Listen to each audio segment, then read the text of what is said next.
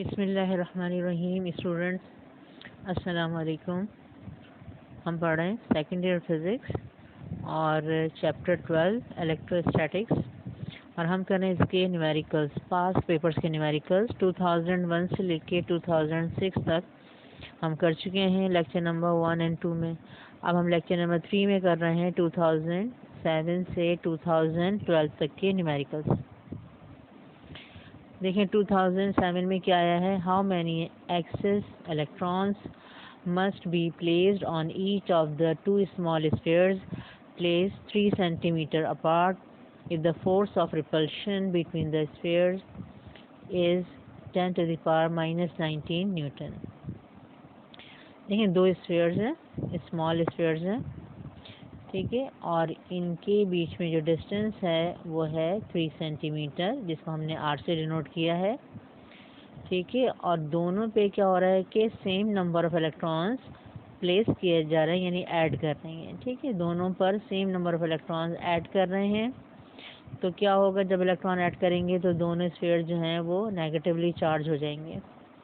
अब जब दोनों नेगेटिवली चार्ज होंगे तो आपको पता है कि अगर दो सेम लाइक चार्जेस में क्या होती है, फोर्स ऑफ रिपल्शन, ठीक है। तो इनके बीच में क्या होगी, फोर्स ऑफ रिपल्शन, और ये फोर्स जो है किस डायरेक्शन में होगी, ठीक है, ये इस डायरेक्शन में होगी, इस तरह से और इस तरह से, यानी एक दूसरे के क्या करेंगे, ये अवे जो है ये पुश करेंगे ये, ठीक है। यानी ये जो है इसको इधर पुश करेगा और ये इसको इधर पुश करेगा। ये होगी फोर्स की डायरेक्शन, फोर्स ऑफ रिपल्शन, ठीक है। ये फोर्स ऑफ रिपल्शन की वैल्यू है 10 to the power -19 न्यूटन, ठीक है। इसको हम एफ से डिनोट करेंगे, और यही इस क्वेश्चन में हमारी कंडीशन है कि force of repulsion is equal to 10 to the power -19 newton. यहीं से हमारा क्वेश्चन स्टार्ट होगा। हमें कैलकुलेट करना है हाउ मैनी इलेक्ट्रॉन्स, यानी नंबर ऑफ इलेक्ट्रॉन्स, ठीक है, ठीक, जो हमने ऐड किए हैं या प्लेस किए हैं ऑन ईच स्फीयर, ठीक है। और उसको हम कैलकुलेट करेंगे Q is equal to NE के फॉर्मूले से। यानी पहले हमें चाहिए होगा what is charge on each sphere. अब इसके लिए देखिए हम फोर्स ऑफ रिपल्शन का फॉर्मूला यूज़ करेंगे। अब पहले हम डाटा बना रहे हैं। के की वैल्यू देखिए आपको गिवन होगी कांस्टेंट की, हमने लिखी 9 × 9 न्यूटन मीटर स्क्वायर पर कूलम स्क्वायर, ठीक है। Distance between two spheres R, ठीक है, 3 सेंटीमीटर, इसको मैंने 100 से डिवाइड किया, ये हो गया 0.03 मीटर, मीटर में कन्वर्ट किया है। फोर्स है 10 to the power -19 न्यूटन, ठीक है, ये सही है, इसका यूनिट चेंज करने की ज़रूरत नहीं है। और चार्ज है, ठीक है, पहले स्फीयर का चार्ज Q1, दूसरे स्फीयर का चार्ज Q2। अब दोनों पे हमने same number of electrons add किए हैं तो दोनों पे सेम चार्ज हो जाएगा, ठीक है, जिसको हम डिनोट कर रहे हैं Q से। इसका मतलब है Q1 is equal to Q2 is equal to Q होगा। जहाँ Q1 होगा या Q2 होगा उसकी जगह हम लिखेंगे Q। हमें कैलकुलेट करना है number of electrons should be added.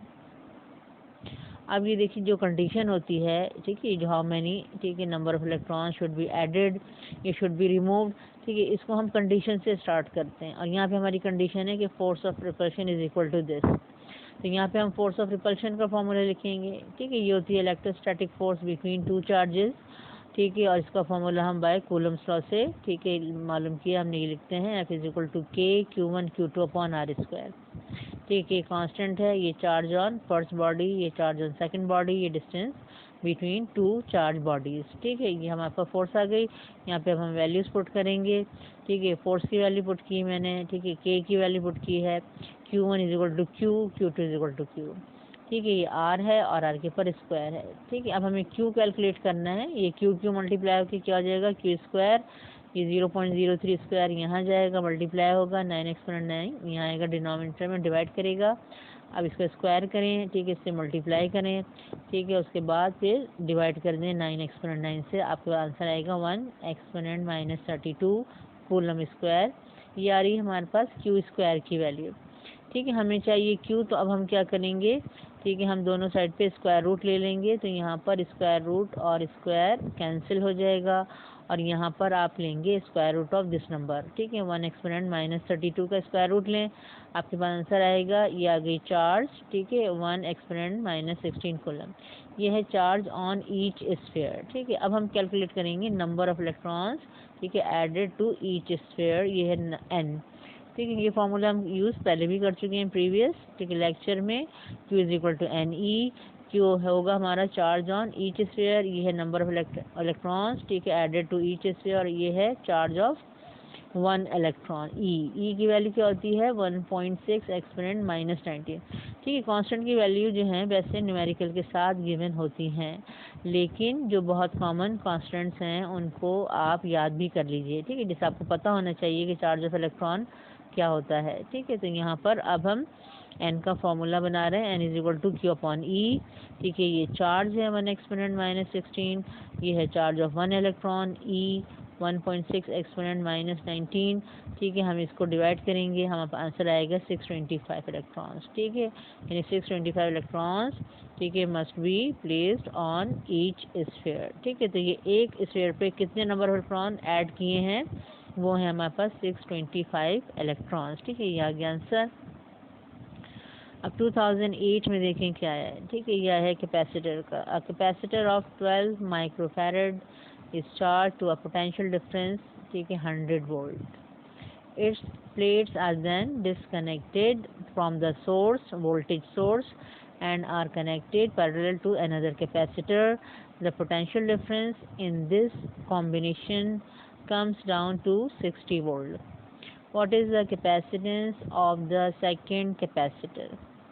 ठीक है, इसमें एक कैपेसिटर है, उसकी कैपेसिटेंस है 12 माइक्रोफैरड, ठीक है। उसको आप एक वोल्टेज सोर्स के साथ, और वोल्टेज सोर्स कितनी होगी, समझ 100 वोल्ट सपोज, ठीक है, 100 वोल्ट की, ठीक है, कोई वोल्टेज सोर्स थी, उसके साथ लगा दिया उसको कैपेसिटर को, तो अब ये कैपेसिटर चार्ज हो जाएगा, इसके ऊपर चार्ज आ जाएगा, ठीक है, और चार्ज भी आ जाएगा, और इसकी जो प्लेट्स होंगी कैपेसिटर की, इनके बिटवीन एक वोल्टेज आ जाएगा या पोटेंशियल डिफरेंस आ जाएगा, और वो भी कितना होगा 100 वोल्ट, ठीक है। 100 वोल्ट की अगर हमने बैटरी लगाई है या वोल्टेज सोर्स लगाई है, तो इस कैपेसिटर पे भी कितना वोल्टेज होगा between its plates, potential difference कितना होगा 100 वोल्ट, ठीक है। अब ये चार्ज करने के बाद क्या किया, इसको डिस्कनेक्ट कर दिया है वोल्टेज सोर्स से, और फिर इस कैपेसिटर को दूसरे कैपेसिटर के साथ पैरेलल कनेक्ट किया है, ठीक है, बस यानी दो कैपेसिटर पैरेलल लगे हुए हैं, ठीक है, उसके साथ कोई और तीसरी चीज़ नहीं है। अब पोटेंशियल डिफरेंस दोनों पैरेलल लगाने के बाद क्या हुआ, ड्रॉप हो गया, और कितना हो गया 60 वोल्ट, ठीक है। और पैरेलल में आपको पता है कि वोल्टेज सेम होता है, चाहे कैपेसिटर पैरेलल लगे हों चाहे रेजिस्टेंस पैरेलल लगे हों, वोल्टेज क्या होता है पैरेलल कॉम्बिनेशन में सेम, ठीक है। तो यहाँ पर दोनों कैपेसिटर का वोल्टेज हो जाएगा वो यानी कि 60 वोल्ट बिटवीन, ठीक है, इट्स प्लेट्स, ठीक है, ये 60 वोल्ट हो गया। अब हमें मालूम क्या करना है कि जो दूसरा कैपेसिटर लगाया है उसकी कैपेसिटेंस कितनी है, what is the capacitance of the second capacitor, ठीक है। अब यहाँ पे देखिए हम डाटा बना रहे हैं, डाटा है हमारा, ठीक है, ये है फर्स्ट कैपेसिटर की कैपेसिटेंस C1 12 माइक्रोफैरड, ठीक है, किसने वोल्टेज सोर्स से लगाया है 100 वोल्ट, ये है V1। फिर ठीक है, वोल्टेज ड्रॉप होने के बाद यानी कि जब आपने पैरेलल लगा दिया था सेकंड कैपेसिटर में, ठीक है, वोल्टेज कितना हो गया, ये हो गया V2 60 वोल्ट। हमें मालूम करनी है C2 capacitance of second capacitor. अब यहाँ से हम देखें स्टार्ट लेंगे कि ये पहला कैपेसिटर है C1, ठीक है, इसको हमने लगाया है वोल्टेज सोर्स से 100 वोल्ट, ठीक है, V1, और ये चार्ज कर रहे हैं, चार्ज हो जाएगा, और कितना चार्ज आएगा, इसके ऊपर आएगा Q1, ठीक है। अब चार्ज होने के बाद इसको हम इससे डिस्कनेक्ट कर देंगे, इस वोल्टेज सोर्स से, और फिर क्या करेंगे दूसरा कैपेसिटर लगा देंगे, ठीक है, इसके पैरेलल में सेकंड कैपेसिटर लगा दिया जिसकी कैपेसिटेंस कितनी है C2 है, ठीक है। अब क्या होगा, जब इसके पैरेलल लगाया तो वोल्टेज ड्रॉप हो गया, और कितना हो गया इसका 60 वोल्ट। अब क्योंकि ये दोनों पैरेलल लगे हुए हैं, इसका मतलब है अगर इसका 60 वोल्ट है तो इसका भी कितना होगा 60 वोल्ट, यानी 60 वोल्ट होगा पोटेंशियल डिफरेंस बिटवीन प्लेट्स, ठीक है, बिटवीन प्लेट्स दोनों का, C1 का भी और C2 का भी, दोनों का वोल्टेज हो गया V2 यानी 60 वोल्ट। सेकंड जो कैपेसिटर है उसकी कैपेसिटेंस C2 है, और उसका चार्ज कितना है Q2 है, ये ठीक है, ये हो गया। अब हमें कैलकुलेट क्या करना है, हमें मालूम करना है C2। अब हम क्या करेंगे, सबसे पहले जो हमने, ठीक है, ये कैपेसिटर लगाया है, ठीक है, V1 के साथ, तो इस पे जो चार्ज आया है, ठीक है, वो कितना चार्ज आया है, ठीक है, ये हम कैलकुलेट करेंगे, यानी Q1। ठीक है, सबसे पहले हम ये मालूम कर रहे हैं charge of C1 when it is connected to 100 volt source. ठीक है, और देखें कैपेसिटर के जो सर्किट हैं इनमें यही फार्मूला चलता है Q is equal to CV का। ठीक है, तो ये C1 की बात हो रही है, तो ये होगा Q1 is equal to C1 V1। ठीक है, अब इसकी कैपेसिटेंस कितनी है, 12 माइक्रोफैरड, तो मैंने यहाँ 12 माइक्रो लिखा है। वोल्टेज कितना है, ठीक है, 100 वोल्ट है। अब मैंने माइक्रो को देखिए कन्वर्ट नहीं किया, यानी माइक्रो की जगह मैंने इसकी पावर नहीं लगाई है 10⁻⁻⁶। इसका फ़ायदा मुझे क्या होगा, इसका फ़ायदा ये होगा कि अगर हम इस माइक्रो को ऐसे ही चलाएंगे, ठीक है, तो आखिर में जो हमारे पास C2 हमें मालूम करना है कैपेसिटेंस ऑफ सेकंड कैपेसिटर, उसका आंसर माइक्रो में ही आ जाएगा। ठीक है, यानी बाद में आपको कोई कन्वर्जन की ज़रूरत नहीं पड़ेगी। ठीक है, अगर एक कैपेसिटेंस माइक्रोफैरड में गिवन है तो दूसरी भी आपको किस में कैलकुलेट करनी है, माइक्रोफैरड में ही कैलकुलेट करनी है। ठीक है, उस माइक्रोफैरड में आंसर बताना होगा, तो यहाँ माइक्रो को चेंज नहीं कर रहे हैं। ठीक है, तो कैपेसिटर के जो सर्किट्स होते हैं उसमें कैपेसिटेंस अगर आपको माइक्रोफैरड में दी हुई है तो आप उसको माइक्रो में रहने दें। ठीक है, उसी तरह से आंसर उसको माइक्रोफैरड में लिखें, और अगर आपको मिली फैरड में दी है तो मिली में उसको चलाएं, और अगर आपको सिर्फ फैरड में दी है तो फैरड में उसको, ठीक है, उसकी कैलकुलेशन करें और उसका आंसर दें। ठीक है, उसको आपकी कैलकुलेशन जो है वो कॉम्प्लिकेटेड नहीं होगी, सिंपल रहेगी आपकी। ठीक है, अब ये देखें 12 को मैंने 100 से मल्टीप्लाई किया, क्या आएगा 1200 माइक्रो। ठीक है, और चार्ज का यूनिट क्या होता है, कूलम, यानी कि इस पे चार्ज कितना है 1200 माइक्रो कूलम, किस पर, C1 पर। ठीक है, चार्ज आ गया। अब इस C1 को हमने क्या किया, डिस्कनेक्ट किया था और फिर C2 के साथ लगा दिया। ठीक है, अब जब C2 के साथ लगाया था तो क्या हुआ था, इसका वोल्टेज कितना हो गया 60 वोल्ट।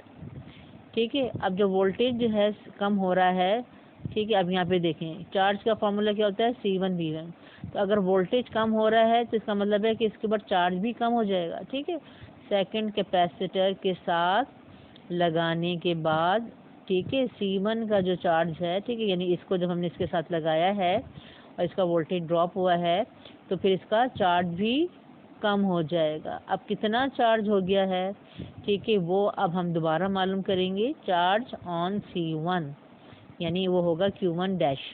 ठीक है, अब हम Q1 डैश मालूम कर रहे हैं, देखें charge of C1 when it is connected parallel to second capacitor. ठीक है, Q1 डैश, ठीक है, C1 कैपेसिटेंस कांस्टेंट होती है, चेंज नहीं होती है।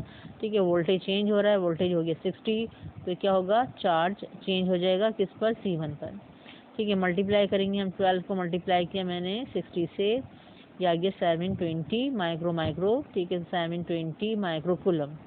ठीक है, ये हो गया Q1 डैश, यानी पहले कितना C1 पे चार्ज था 1200 माइक्रो कूलम, और सेकंड कैपेसिटर लगाने के बाद कितना चार्ज हो गया 720 माइक्रो कूलम। अब इसका चार्ज जब कम हो गया है तो वो चार्ज कहाँ चला गया, ठीक है, जो चार्ज कम हुआ है वो अमाउंट ऑफ चार्ज कहाँ गया, क्योंकि यहाँ पे देखिए यहाँ सिर्फ एक और कैपेसिटर लगा, बाकी और कोई चीज़ नहीं है। इसका मतलब है कि इस पर जितना चार्ज इसका कम हुआ है वो कहाँ ट्रांसफ़र हो गया है, ऑन C2। ठीक है, वो चार्ज किस पे आ गया, C2 के ऊपर आ गया। तो इसी से हम मालूम कर लेंगे, कैलकुलेट करेंगे Q2, जितना चार्ज कम हुआ है C1 का वही चार्ज होगा, ठीक है, C2 का। तो यहाँ पे देखिए मैं मालूम कर रही हूँ चार्ज ऑन C2 Q2, ठीक है, Q1 माइनस Q1 डैश 1200, ठीक है, ये माइक्रो के साथ है, एंड में माइक्रो हम लिखेंगे 1200 माइनस 720, तो माइनस किया मैंने 480। ठीक है, यानी सेकंड कैपेसिटर पर कितना चार्ज आया है 480 माइक्रो कूलम, और ये कहाँ से आया है, ये C1 से आया है, क्योंकि C1 का कितना चार्ज कम हुआ है ये हमने मालूम किया है, सब्ट्रैक्ट करके C1 का इतना चार्ज कम हुआ है, और ये चार्ज जो है कहाँ पे आया है, ये आया है C2 पर। ठीक है, ये C2 का चार्ज आ गया Q2 480 माइक्रो कूलम। अब हम मालूम करेंगे कैपेसिटेंस ऑफ सेकंड कैपेसिटर, और यही फार्मूला यूज़ करेंगे, Q is equal to CV, Q2 is equal to C2 V2, यहाँ से C2 का फार्मूला बनाइए Q2 अपॉन V2। ठीक है, Q2 कितना है कैलकुलेट किया हमने 480 माइक्रो, और वोल्टेज कितना है 60। ठीक है, अब माइक्रो तो ऐसे रहेगा, आप इसको डिवाइड कर लें, ठीक है, आंसर आ जाएगा 8, यानी सेकंड कैपेसिटर की कैपेसिटेंस कितनी आई है 8 माइक्रोफैरड। अब देखिए माइक्रो नहीं चेंज किया, इसका आंसर भी किस में आ गया, माइक्रो में आ गया। ठीक है, हमें कोई कन्वर्जन की ज़रूरत नहीं पड़ी एंड में। ठीक है, तो ये आंसर आ रहा है आपका 8 माइक्रोफैरड, सेकंड कैपेसिटर की कैपेसिटेंस है ये। उसके बाद देखें 2009 में प्रॉब्लम रिपीट हुआ है जो कि हम प्रीवियस लेक्चर में कर चुके हैं। अब proton is to be held motionless. एक प्रोटॉन होता है, ठीक है, वो दो प्लेट्स के बीच में मोशनलेस होता है और उसमें हमें मालूम करना था, ठीक है, voltage applied between two plates. ठीक है, ये हम कर चुके हैं, यही प्रॉब्लम रिपीट हुआ है इसलिए मैं नहीं कर रही हूँ। 2010 में, ठीक है, ये प्रॉब्लम रिपीट हुआ है, ये हम कर चुके हैं। How many electron should be removed. ठीक है, दो स्फीयर्स होते हैं सिमिलर, ठीक है, सेम मासेस, ठीक है, सेम चार्ज, और इसमें इलेक्ट्रॉन्स रिमूव कर रहे हैं, दोनों पॉजिटिव चार्ज हो जाएंगे। ठीक है, और फिर इसमें हमें मालूम क्या करना होता है, नंबर ऑफ इलेक्ट्रॉन्स, ये हम कर चुके हैं। तो ये प्रॉब्लम रिपीट हुआ है, हमने कर लिया है, इसको हम नहीं कर रहे हैं। ठीक, 2011 में देखें क्या है, अ प्रोटॉन ऑफ मास, ठीक है, 1.67 exponent minus 27 kilogram and charge, ठीक है, 1.6 एक्सपोनेंट माइनस 19 कूलम। ठीक है, प्रोटॉन का मास है और ये प्रोटॉन का चार्ज है। Is to be held motionless between two parallel horizontal plates.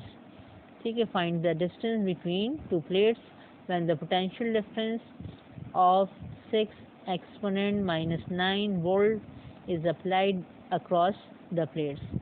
ठीक है, अब ये देखें वो सेम जो है सिचुएशन है, ठीक है, जो कि अभी हमने प्रोटॉन मोशनलेस वाला न्यूमेरिकल किया था प्रीवियस लेक्चर में, लेकिन फ़र्क क्या है कि उसमें हमने मालूम किया था फाइंड द वोल्टेज, ठीक है, अप्लाइड बिटवीन प्लेट्स, और यहाँ पर हमें मालूम करना है find the distance between two plates. ठीक है, तो मेथड वही होगा, लेकिन अब यहाँ पर हम क्योंकि डिस्टेंस कैलकुलेट कर रहे हैं तो इसलिए हम यहाँ पे इसको सॉल्व कर लेते हैं, और यहाँ पे इसको डायग्राम को पहले देख लेते हैं क्या थी हमारे पास, उसके बाद हम इसको सॉल्व करते हैं। देखें ये होता है, ये दोनों प्लेट्स हैं, ये दो प्लेट्स हैं हॉरिजॉन्टल पैरेलल प्लेट्स, और यहाँ पे हमने इसकी बैटरी लगाई हुई है, ये पॉजिटिव और ये नेगेटिव टर्मिनल। ठीक है, नेगेटिव टर्मिनल इससे है कनेक्टेड, ये हो गई नेगेटिव चार्ज हो जाएगी प्लेट, और पॉजिटिव यहाँ से कनेक्टेड है, ये हो जाएगी पॉजिटिवली चार्ज। इन दोनों प्लेट्स के बिटवीन यहाँ पे हमने प्रोटॉन रखा है। अब प्रोटॉन पे देखें कौन कौन सी फोर्सेस होंगी। एक तो होगा इसका वेट W, ठीक है, W=mg, वो होगा वर्टिकली डाउनवर्ड। ठीक है, दूसरी होगी इसके ऊपर, अब यहाँ पे देखें ये जो प्लेट्स हैं ये पॉजिटिव और नेगेटिवली चार्ज हैं, तो यहाँ पे हो जाएगी एक इलेक्ट्रिक फील्ड। ठीक है, यहाँ पे मैंने आपको बताया था इलेक्ट्रिक फील्ड की डायरेक्शन क्या होती है, फ्रॉम पॉजिटिव टू नेगेटिव। ठीक है, ये इलेक्ट्रिक फील्ड जो है जिसकी जो वैल्यू है इसको अगर हम E से डिनोट करें, ठीक है, तो ये इलेक्ट्रिक फील्ड इस डायरेक्शन में होगी। ठीक है, अब इस इलेक्ट्रिक फील्ड की वजह से प्रोटॉन पे जो फोर्स लगेगी वो होगी इलेक्ट्रोस्टैटिक फोर्स, वो होगी Fe। उसकी डायरेक्शन क्या होगी, वो अपवर्ड होगी। ठीक है, अब वो क्यों होगी, इसलिए कि ये पॉजिटिव है, ये पॉजिटिव को जब रिपेल करेगा तो ये इधर जाएगा, और ये नेगेटिव है और नेगेटिव पॉजिटिव को जब अट्रैक्ट करेगा तो ये इधर आएगा, यानी दोनों की वजह से, इस पॉजिटिव और नेगेटिव की वजह से, ठीक है, ये प्रोटॉन कहाँ जाएगा, ये इधर जाएगा, यानी इलेक्ट्रोस्टैटिक फोर्स की डायरेक्शन क्या होगी, अपवर्ड होगी। अब इलेक्ट्रोस्टैटिक फोर्स जो है वो अपवर्ड है और वेट जो है वो डाउनवर्ड है। ठीक है, अब ये दोनों ऑपोजिट हैं, अगर ये दोनों इक्वल हो जाते हैं, ठीक है, इलेक्ट्रोस्टैटिक फोर्स और वेट, तो क्या होगा, एक दूसरे को बैलेंस कर लेंगे, कैंसिल आउट हो जाएंगे, और फिर ये प्रोटॉन जो है मूव नहीं करेगा, ना डाउनवर्ड ना अपवर्ड, और ये हो जाएगा मोशनलेस। ठीक है, तो मोशनलेस के लिए क्या कंडीशन है, ये दोनों फोर्सेस इक्वल होनी चाहिए, यही हमारी कंडीशन है। ठीक है, electrostatic force is equal to weight, और यहाँ पे डिस्टेंस होता है बिटवीन टू प्लेट्स, ठीक है, D, और यहाँ पे हमें D कैलकुलेट करना है। ठीक है, अब हम कंडीशन से स्टार्ट करेंगे, पहले हम डाटा बनाते हैं। ठीक है, डाटा हमारे पास देखें क्या है, मास ऑफ प्रोटॉन 1.67। अब देखिए मास ऑफ प्रोटॉन जो भी आपको दिया होगा, ठीक है, वो आपको कॉपी करना है। पाँच दफ़ा देते हैं 1.66, तो आप 1.66 लेंगे, और 1.67 लेंगे तो आप 1.67 लेंगे। ठीक है, एक्सपोनेंट माइनस 27 किलोग्राम। ठीक है, charge of proton 1.6 exponent minus 19 coulomb. ठीक है, और यह वोल्टेज, ठीक है, between two plates 6 exponent minus 9 volt, distance between two plates. ठीक है, ये हमें मालूम करना है। अब अकॉर्डिंग टू गिवन कंडीशन ये है electrostatic force is equal to weight. ठीक है, इलेक्ट्रोस्टैटिक फोर्स का देखिए हमने कौन सा फार्मूला इसके हमने पहले भी किया है। ठीक है, ये हमने इलेक्ट्रिक इंटेंसिटी से ठीक है फार्मूला लिया है, इज इक्वल टू होता है हमारे पास एफ अपॉन क्यू। ठीक है, इलेक्ट्रिक फील्ड इंटेंसिटी का फार्मूला होता है फोर्स पर यूनिट चार्ज। तो ये होती है इलेक्ट्रोस्टैटिक फोर्स और ये होता है चार्ज। तो यहाँ से हमने फोर्स का फार्मूला लिया है ई क्यू। ठीक है, ये electrostatic force E Q weight M G. अब देखिए ई की वैल्यू भी हमें नहीं मालूम है। ठीक है, लेकिन जब ये वाली सिचुएशन होती है टू प्लेट्स, ठीक है, और उनके बीच में आपको एक वोल्टेज मालूम होता है और उनके बीच में डिस्टेंस होता है, तो आप ई का कौन सा फॉर्मूला पर यहाँ पे अप्लाई करते हैं, ये करते हैं वी अपॉन डी। ठीक है, जब भी ऐसी सिचुएशन होती है यानी टू प्लेट्स होती हैं और उनको वोल्टेज अप्लाई किया हुआ है और उनके बीच में डिस्टेंस ठीक है डी है, तो फिर इनके बीच में टू प्लेट्स के बीच में जो इलेक्ट्रिक फील्ड होगी उसकी इलेक्ट्रिक इंटेंसिटी इस फॉर्मूले से हम कैलकुलेट कर सकते हैं, is equal to V upon D. यहाँ पे मैंने लिखा is equal to V upon D. ठीक है, ये क्यू और is equal M G. D हमें कैलकुलेट करना है, डी यहाँ पे आ जाएगा, एम जी यहाँ आ जाएगा। ठीक है, D is equal to V Q upon M G. यहाँ वैल्यूज मैंने पुट कर दी, वी क्यू और ये एम, ठीक है, और ये जी। जी की वैल्यू क्या होगी 9.8। ठीक है, अब इनको मल्टीप्लाई कर लें और फिर इसको डिवाइड करें। ठीक है, पहले आप इससे डिवाइड करेंगे, ठीक है, इक्वल करेंगे, जो आंसर आएगा फिर इसको 9.8 से डिवाइड करेंगे तो आंसर आ जाएगा 0.0586 और ये किस में आ रहा है, मीटर में आ रहा है। ठीक है, अब ये डिस्टेंस स्मॉल है तो हम इसको सेंटीमीटर में कन्वर्ट कर लेते हैं। ठीक है, लेकिन अगर देखें क्वेश्चन में आपसे नहीं कहा है कि आप इसको सेंटीमीटर में आंसर दें तो आप यहाँ पर इसको छोड़ सकते हैं, यहाँ पर आप लिख दें कि ये आंसर आ गया तो आपका ये करेक्ट होगा। ठीक है, क्योंकि स्टैंडर्ड यूनिट में आपने आंसर दे दिया। ठीक है, अब हम इसको सेंटीमीटर में कन्वर्ट करके देख रहे हैं कितना सेंटीमीटर है। ठीक है, तो ये आपको 100 से मल्टीप्लाई करेंगे, इसको 100 से मल्टीप्लाई करेंगे सेंटीमीटर में आ जाएगा 5.86। फिर मैंने इसको राउंड ऑफ कर लिया, ये हो गया 5.9, यानी अप्रॉक्सीमेटली कितना है distance between two plates 5.9 centimetre. ठीक है, सेंटीमीटर में देखें कन्वर्ट करने से क्या हुआ हमें, अब ये बिल्कुल एक एग्जैक्ट पता चल गया है कि ये डिस्टेंस है बिटवीन टू प्लेट्स। ठीक है, यहाँ से अभी आपको अंदाज़ा नहीं हो रहा था कितना डिस्टेंस होगा बिटवीन टू प्लेट्स, तो ये हमारा आंसर आ गया डिस्टेंस बिटवीन टू प्लेट्स।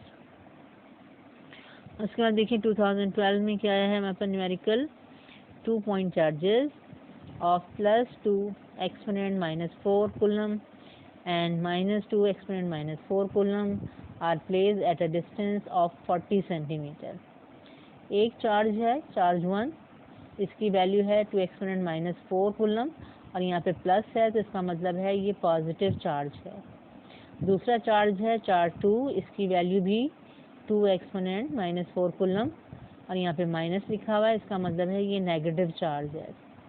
ठीक है, इन दो चार्जेस चार्ज 1 और चार्ज 2 इनके बीच में डिस्टेंस कितना है 40 सेंटीमीटर। ठीक है, from each other. A charge of +5 exponent -5 coulomb is placed Midway between them. ठीक है, अब ये थर्ड चार्ज है चार्ज 3 और ये भी यहाँ प्लस क्या बता रहा है, ये पॉजिटिव चार्ज है, इसकी वैल्यू कितनी है 5 exponent -5 coulomb और इसको बिल्कुल मिड में, ठीक है, मिड पॉइंट पर बीच में इन दो चार्जेस के बिल्कुल मिड में बीच में इस चार्ज को रखा है। चार्ज 3 को इसके बीच में रखा है, इन दो के बीच में रखा है। ठीक है, इनकी प्लेस कर दिया, अब क्या होगा फोर्स अप्लाई होगी। ठीक है, इस पर जो है, ठीक है, चार्ज 3 पर इसकी वजह से भी फोर्स अप्लाई होगी, इसकी वजह से फोर्स अप्लाई होगी। तो अब ये पूछ रहे हैं what is the magnitude and direction of force on it, यानी ऑन चार्ज 3। चार्ज 3 पर जो रिजल्टेंट फोर्स है उसका मैग्नीट्यूड मालूम करना है और उसकी डायरेक्शन बतानी है आपको। अब यहाँ पे देखें फिगर से आपको ज़्यादा समझ में आएगा। ये है चार्ज Q1, ठीक है, ये पॉजिटिव है, इसकी वैल्यू है 2 exponent -4 coulomb। ये है चार्ज 2, ठीक है, ये आपके पास नेगेटिव है, माइनस साइन से हम शो कर रहे हैं और इसकी वैल्यू भी क्या है 2 exponent -4 coulomb। ये है चार्ज 3 जो कि इन दोनों के बिल्कुल बीच में रखा है मिड पॉइंट पर। ठीक है, और ये पॉजिटिव चार्ज है, इसकी वैल्यू है 5 exponent -5 coulomb। ठीक है, अब ये जो चार्ज हैं Q1 और Q2 इनके बीच में जो डिस्टेंस है इसको हम R से डिनोट कर रहे हैं, ये है 40 सेंटीमीटर। ठीक है, अब अगर ये मिड में रखा है तो इसका मतलब है कि Q1 और Q3 के बिटवीन कितना डिस्टेंस होगा, ठीक है, इसका हाफ, यानी कितना होगा 20 सेंटीमीटर, ठीक है, जिसको हम R1 से डिनोट कर रहे हैं। R1 is the distance between Q1 and Q3, इसकी वैल्यू क्या होगी 20 सेंटीमीटर। इसी तरह से इनके बीच में भी, ठीक है, Q3 Q2 के बीच में भी कितना डिस्टेंस होगा 20 सेंटीमीटर, इसको हम R2 से डिनोट कर रहे हैं। R2 is the distance between Q2 and Q3, ठीक है। अब हम फोर्स कैलकुलेट जब करते हैं तो हम किस तरह करते हैं, हमें क्योंकि इस पर फोर्स मालूम करनी है, ठीक है, और ये क्योंकि चार्ज 3 है, ठीक है, तो इसकी फोर्स जो रिजल्टेंट फोर्स होगी उसको हम डिनोट करेंगे F3 से, ठीक है। अब ये देखिए, इस पे जो है इस चार्ज पर दो फोर्सेस अप्लाई हो रही हैं, एक इसकी वजह से अप्लाई हो रही है और एक इसकी वजह से अप्लाई हो रही है, ठीक है, यानी फोर्स ऑन चार्ज Q3, ठीक है, ड्यू टू चार्ज Q1, और force on charge Q3 due to charge Q2। तो ये पहले हम अलग अलग फोर्सेस कैलकुलेट करेंगे, force on Q3 by Q1 और force on Q3 bye Q2। पहले हम दोनों को सेपरेटली, ठीक है, कैलकुलेट कर लेते हैं, फिर हम देखेंगे इन दोनों का रिजल्टेंट कैसे मालूम करते हैं, ठीक है। अब देखें डाटा क्या है, चार्ज 1 की वैल्यू है Q1 + 2 exponent -4 coulomb, charge Q2, ठीक है, -2 exponent -4 coulomb, charge Q3 + 5 exponent -5 coulomb, और distance between Q1 Q2 40 centimetre, इसको मैंने 100 से डिवाइड किया, मीटर में चेंज किया, 0.4 मीटर, ठीक है। Force, resultant force on charge 3 हमें F3 मालूम करना है, इसका मैग्नीट्यूड भी और इसकी डायरेक्शन भी मालूम करना है। अब हम क्या करेंगे, फोर्स मालूम करेंगे, force on charge Q3 by charge Q1, ठीक है। इसको हम किस तरह लिखते हैं, हम इस तरह लिखते हैं F31 force on Q3 by Q1, ठीक है। और ये क्या फार्मूला होगा, ये कूलम्स लॉ का फार्मूला होगा, जैसे K Q1 Q2 upon R² होता है। तो यहाँ पे हमारे पास चार्ज किसकी बात हो रही है, Q3 और Q1 की बात हो रही है, तो यहाँ पे भी हमारे पास क्या आएंगे, Q1 और Q3 आएंगे। अच्छा, इससे कोई फर्क नहीं पड़ता कि आप Q3 पहले लिखें या Q1, दोनों मल्टीप्लाई हो रहे हैं, ठीक है। आप चाहें तो यहाँ पे Q3 Q1 लिख दें, और आप चाहें तो यहाँ पे Q1 Q3 लिख दें, और यहाँ पे डिवाइड करना होगा हमें किससे, R1 से, जो है distance between Q1 and Q3, और यहाँ पे होता है R का स्क्वायर, तो यहाँ पे आएगा R1 का स्क्वायर, ठीक है। अब यहाँ पर देखें कि R1 R2 जो है हमने फिगर में अभी देखा है कितना है 20 सेंटीमीटर, इसको भी हम मीटर में चेंज करेंगे 100 से डिवाइड करके, ये हो जाएगा 0.2 मीटर, ठीक है। अब हम इसमें वैल्यूज़ पुट कर देंगे। अब यहाँ पे देखें एक चीज़ का ख्याल रखना है, ये तो मैंने K की वैल्यू पुट कर दी 9 एक्सपोनेंट 9, यहाँ पे जब आप चार्ज की वैल्यू पुट करेंगे तो इनका प्लस माइनस साइन, ठीक है, आपको नहीं लेना है, ठीक है, यानी कि आपने, ठीक है, जो भी आपका चार्ज होगा आप इसको समझ लें विदाउट साइन यहाँ पे लिखेंगे, ठीक है। यानी जहाँ पे अगर समझ लें नेगेटिव है तो आप उसको नेगेटिव नहीं लिखेंगे, ठीक है। यानी ये फोर्स जो होगी, ठीक है, जो फोर्स यहाँ पे आएगी, यहाँ पे आपकी नेगेटिव नहीं आनी चाहिए, ये आपकी पॉजिटिव ही आनी चाहिए, ठीक है। तो यहाँ पे हम साइन को समझ लें कि नेग्लेक्ट करके सिर्फ वैल्यू जो होती है चार्ज की या मैग्नीट्यूड ऑफ चार्ज है यहाँ पे हम लिखते हैं, ठीक है। हर इस तरह के प्रॉब्लम में जिसमें आपको फोर्स ऑन चार्ज कैलकुलेट करना पड़ता है, चाहे वो किसी भी तरह का न्यूमेरिकल हो, ठीक है, इस तरह का न्यूमेरिकल हो जैसे हम ये कर रहे हैं, या कोई ट्राइंगल है वहाँ पे उसके कॉर्नर पे चार्जेस रखें, या कोई स्क्वायर है उसके कॉर्नर पे चार्जेस रखें, कोई भी सिचुएशन हो यहाँ पे आप चार्जेस की वैल्यू में, ठीक है, प्लस माइनस साइन, ठीक है, कंसिडर नहीं करेंगे, नहीं लिखेंगे, ठीक है। तो ये मैंने आपको, ठीक है, Q1 की वैल्यू लिखी, ये Q3 की वैल्यू लिखी, और ये R1 का स्क्वायर, इन सबको मल्टीप्लाई किया, ठीक है, और फिर 0.2 स्क्वायर से डिवाइड किया, आंसर आएगा, ठीक है, 2250 न्यूटन, 2250 न्यूटन। अब हम कैलकुलेट करेंगे force on charge Q3 bye Q2, ठीक है। इसका फॉर्मूला देखें क्या बनेगा, ये होगा force on charge Q3 bye Q2, ये होगा F32 के Q2 Q3, इसमें भी आप चाहें तो पहले Q3 लिख लें, कोई फ़र्क नहीं पड़ेगा, Q3 Q2 लिख लें, ठीक है। और यहाँ पे है R2 क्यों लिखा मैंने, क्योंकि R2 is the distance between Q2 and Q3, यानी यहाँ पे जो दो चार्जेस हैं इनके बीच में जो डिस्टेंस होगा वो नीचे आएगा, ठीक है। तो R2 is the distance between Q2 and Q3, और यहाँ पे इसका स्क्वायर होता है, ठीक है। अब वैल्यूज पुट कर दें, K की वैल्यू पुट की Q2 की वैल्यू पुट की, ठीक है, और यहाँ पे देखें कोई साइन नहीं लगाया मैंने, नेगेटिव साइन नहीं ले रहे हम, और Q3 की वैल्यू पुट की मैंने, R2 की वैल्यू पुट की, R स्क्वायर, यहाँ मल्टीप्लाई किया मैंने, इसे डिवाइड किया, आंसर देखें सेम आएगा 2250 न्यूटन, क्योंकि वैल्यू सेम है। ठीक है, अब ये दोनों फोर्सेस आ गई। अब इन दोनों फोर्सेस का जो रिजल्टेंट होगा, किसका, F31 का, F32 का, ठीक है, वो जो है, ठीक है, हम, ठीक है, वो होगी रिजल्टेंट फोर्स ऑन F3। अब इनका रिजल्टेंट कैसे निकालना है, ठीक है, इसके लिए अब हमारे पास जो प्लस और माइनस चार्जेस हमें बताए जाते हैं कि ये चार्ज पॉजिटिव है और ये चार्ज नेगेटिव है, ये बताया जाता है आपको न्यूमेरिकल में। तो वो किस लिए बताया जाता है कि अब आप फोर्सेस कैलकुलेट करने के बाद उनकी डायरेक्शन देखते हैं कि आपने F31 कैलकुलेट कर लिया, आपने F32 कैलकुलेट कर लिया, तब इनकी डायरेक्शन क्या है, वो डायरेक्शन आपको अब इससे पता चलती है कि ये पॉजिटिव पॉजिटिव हैं तो क्या होगा, ये पॉजिटिव नेगेटिव हैं तो क्या होगा। ठीक है, अब ये देखें, ये पॉजिटिव है, ये पॉजिटिव है, इनके बीच में क्या होगी, फोर्स ऑफ रिपल्शन। ठीक है, अब फोर्स ऑन दिस, ठीक है, बाय दिस, ठीक है, किस डायरेक्शन में होगी, इस डायरेक्शन में होगी। ठीक है, यानी ये Q1 जब इसको रिपेल करेगा Q3 को, तो रिपेल का मतलब क्या हो रहा है, वो पुश कर रहा है। ठीक है, तो ये इधर रिपेल करेगा, यानी इधर पुश करेगा, तो ये होगी F31 की डायरेक्शन, ये होगी F31 की डायरेक्शन, ये मैंने इसका वेक्टर बना दिया F31। ठीक है, अब इन दोनों के बीच में देखें कौन सी फोर्स है, ये पॉजिटिव है, ये नेगेटिव, ये होगी इनके बीच में फोर्स ऑफ अट्रैक्शन, यानी ये जो है Q2 Q3 को अट्रैक्ट करेगा। अट्रैक्ट का मतलब क्या कर रहा है, अपनी तरफ पुल कर रहा है।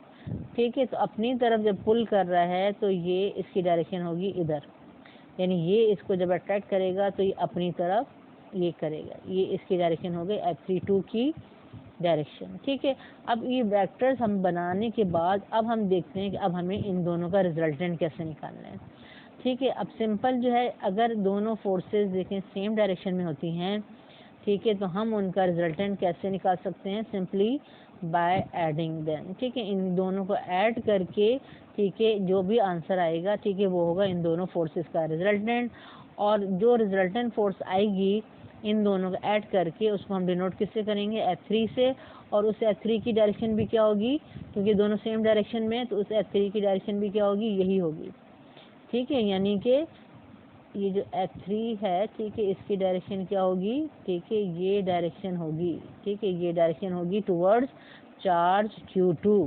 ठीक है, ये इसकी डायरेक्शन होगी। जब दो सेम डायरेक्शन में, ठीक है, फोर्सेस होती हैं तो उनका रिजल्टेंट हम कैसे मालूम करते हैं, ऐड करके, और फिर उनका रिजल्टेंट सेम डायरेक्शन में होता है। ठीक है, तो अब यहाँ पे अब हम इसका इसी तरह से देखें, इनका रिजल्टेंट मालूम करना है।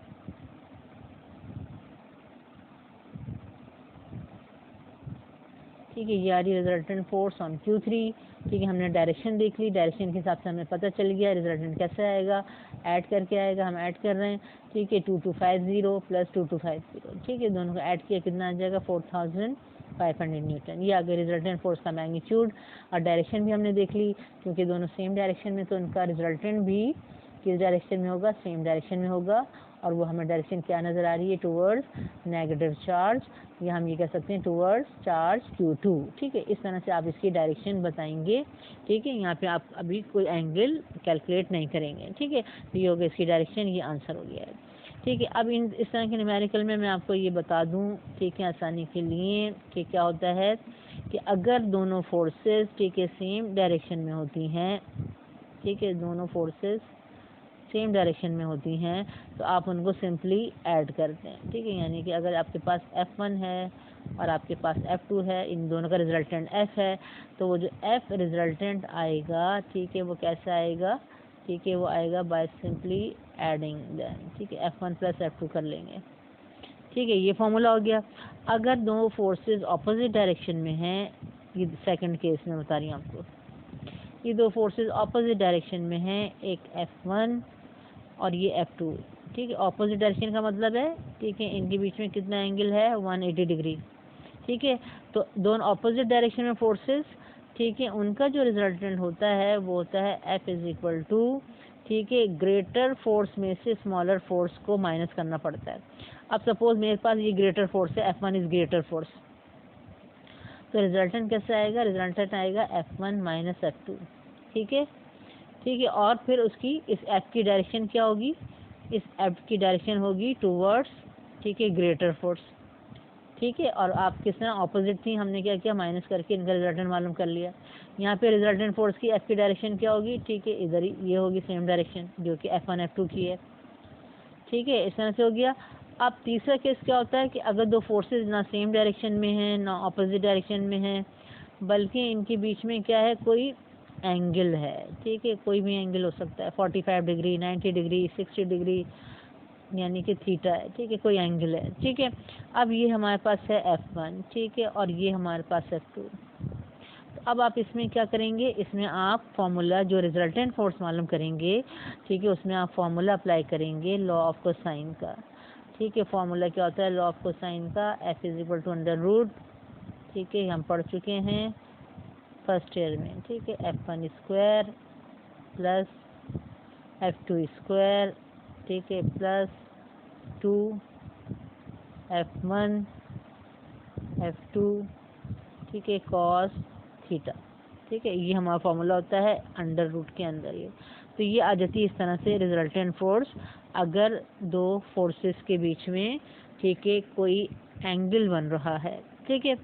अब यहाँ पे देखें एक चीज़ और, ठीक है, कि ये फॉर्मूला जो है, जो कि मैं आपको बता रही हूँ किसके लिए, कि यहाँ पे अगर कोई एंगल है, ठीक है, ये फॉर्मूला जो है आप, ठीक है, इस सिचुएशन के लिए भी यूज़ कर सकते हैं, इसके लिए भी यूज़ कर सकते हैं।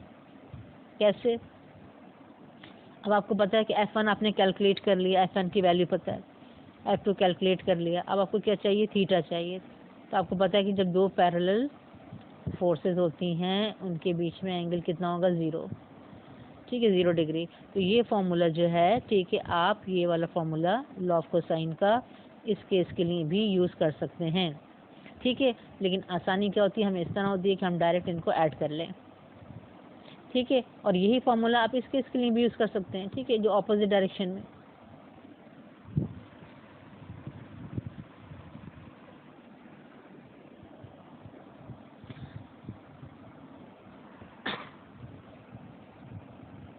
तो यहाँ पे देखें एंगल कितना बन रहा है, ऑपोजिट डायरेक्शन में जो फोर्सेज होती हैं उनके एंगल होता है 180 डिग्री।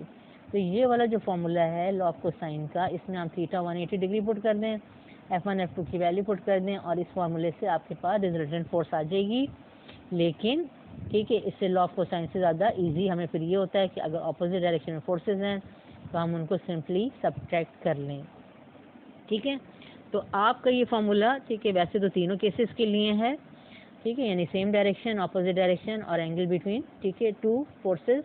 लेकिन हम ज़्यादातर ये जो फार्मूला है, ठीक है, ये हम किसके लिए यूज़ करते हैं, ठीक है, ये हम यूज़ करते हैं जब एंगल होता है, कोई एंगल होता है बिटवीन टू फोर्सेस, तब हम ये वाला फार्मूला यूज़ कर लेते हैं। सेम डायरेक्शन में फोर्सेस होती हैं हम डायरेक्ट ऐड कर लेते हैं, ऑपोजिट डायरेक्शन में फोर्स होती हैं तो हम उसको सब्ट्रैक्ट करके रिजल्टेंट फोर्स कैलकुलेट कर लेते हैं, ठीक है। इस तरह से हमारी कैलकुलेशन हो जाती है। तो हर फोर्स के न्यूमेरिकल में ये आप समझ लें, इस तरह से रिजल्टेंट फोर्स कैलकुलेट कर सकते हैं।